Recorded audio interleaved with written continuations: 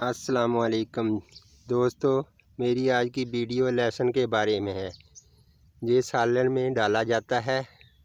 ये खून को पतला करता है, जिससे आप बहुत सी बीमारियों से बच जाते हैं। ब्लड प्रेशर, दिल जैसी बड़ी बीमारी से आप बच सकते हैं। ये इसकी तैयारी कैसे की जाती है, ये कैसे हासिल किया जाता है, ये मैं आज आपको बताता हूँ। ये तकरीबन नवंबर के महीने में काश्त किया जाता है। बारीक ज़मीन तैयार की जाती है। बारीक ज़मीन तैयार करने के बाद लहसुन की एक एक पोथी लगाई जाती है, काश्त की जाती है और इसके बाद 2-3 दफ़ा गुड़ाई की जाती है।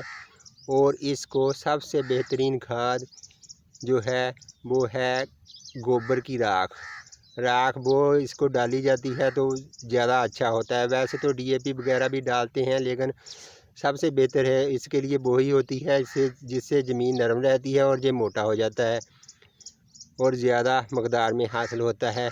वैसे DAP वगैरह से भी ये काम करती है, लेकिन ज़्यादा अच्छा वही है जो देसी खादें होती हैं, गोबर वगैरह। वो पहले ज़मीन की तैयारी के वक्त डाला जाता है, बाद में गुड़ाई के वक्त हर गुड़ाई पर इसके ऊपर गोबर की राख डाल दें तो ये बेहतर रहता है, बीमारियों से भी बचा रहता है और ये वैसे भी मोटा हो जाता है जी। अब इसको की पिटाई का वक्त आ चुका है।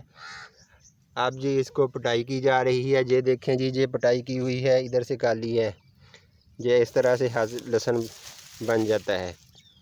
ये जी लहसुन तैयार है और ये इधर से पिटाई करने वाली रहती है।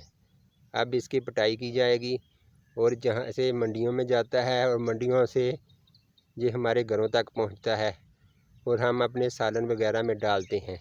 इसके बहुत फ़ायदे हैं।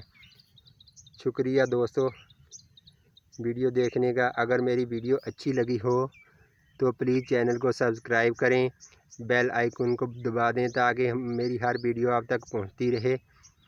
शुक्रिया।